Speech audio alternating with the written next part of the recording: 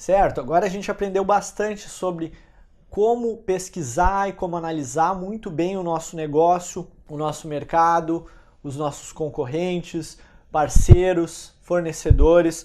E agora chega a tão esperada hora. Vamos começar a montar efetivamente o nosso negócio. Vamos começar então pelo plano de marketing, a teoria. Então é hora de a gente utilizar todas essas informações captadas e começar escolhendo então uma localização para o nosso negócio. Escolher uma localização baseada então no fluxo, no estacionamento, no custo e no tamanho também dessa localização. É importante a gente saber que a gente tem várias variáveis interessantes. A gente sabe que o fluxo é muito importante para o nosso negócio, o estacionamento já não é muito importante. O custo, a gente ainda não sabe, mas a gente vai usar o custo para basear qual que é a localização mais interessante, qual que é menos interessante, qual que está muito cara, qual está muito barata. E o tamanho, novamente, a gente sabe que tamanho também não é muito importante para o nosso negócio. Então pode ser um local bem pequeno, entretanto ele tem que ter um bom fluxo de carros, se possível um bom fluxo de pessoas e tem que ter um ambiente bem bacana também. Então vamos começar escolhendo a localização. Avalie a sua localização de acordo então, com o fluxo, com o estacionamento, com o custo e com o tamanho dela. É importante saber que a localização ela vai variar conforme os nossos fatores críticos de sucesso. Determinados negócios vão precisar de um fluxo maior, outros negócios vão precisar de um estacionamento, outros precisam de um tamanho grande, outros precisam de um tamanho pequeno, outros o tamanho é indiferente.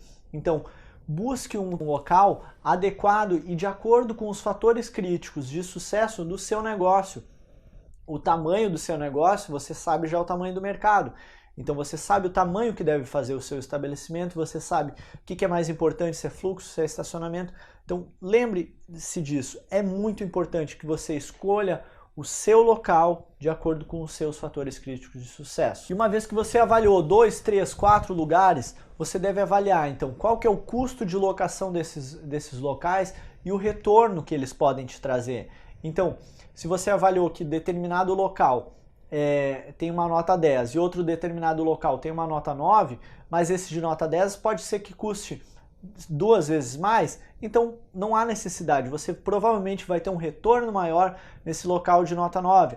Agora, se você avaliou que tem um local de nota 10 e que tem um local de nota 9 e ambos têm o mesmo preço, obviamente a sua escolha vai optar pelo local de nota 10. Então avalie o custo-retorno sobre esses locais que você escolheu. E também alguns aspectos extras que você deve conseguir avaliar junto com a locação. O primeiro deles é o contrato de locação. Primeiro avalie as condições de pagamento, como que deve ser feito o pagamento, se tem alguma multa rescisória quando você sai, se tem alguma exigência do local, você não pode botar determinado tipo de negócio aqui, você não pode fazer determinada coisa. E qual que é o prazo de locação? Muitas vezes esses contratos eles gostam de botar multas de 2, 3 aluguéis, prazo de 2, 3 anos. Tenta reduzir, tenta conversar com o proprietário, com a imobiliária, reduza para a multa, reduza para 1 ano ou 6 meses, talvez o prazo. É bem importante que você consiga reduzir, porque isso vai reduzir o seu risco caso o seu negócio não funcione. E você reduzindo o seu risco ou daqui a pouco você verifica que aquele local não era o adequado, você consegue rapidamente trocar de local porque o custo é bem baixo para você fazer esse tipo de coisa. Observe também, outra coisa importante a se analisar, depois que você avaliou alguns locais, avalie também a sua posição em relação aos seus concorrentes. Tem determinados locais, determinadas localizações que são polos. Daqui a pouco você descobre que determinado local é um polo de roupas. É importante, às vezes, você realmente se estabelecer no meio daquele polo. Ou em determinados outros momentos, vai ser interessante você fazer exatamente o oposto. Se estabeleça distante deles, para que as pessoas que vão lá não vejam os seus concorrentes. Então, existem as duas estratégias. Primeiro, você deve conhecer os seus concorrentes e saber onde eles estão localizados. É possível que exista um polo, ou é possível que você avalie que, na verdade, é muito pelo contrário. Eles se juntaram lá, tem um excesso de oferta, mas a demanda não é tão grande. E você avalia que em outro local vai ter uma demanda maior só que não tem oferta, então pode ser muito interessante você fazer exatamente o oposto. Analise também a qualidade do fluxo. Às vezes alguns locais têm um fluxo muito grande, mas não é o seu público-alvo. Então, o fluxo no local deve ser o fluxo do seu público-alvo. Analise também o estacionamento, a condição de estacionamento.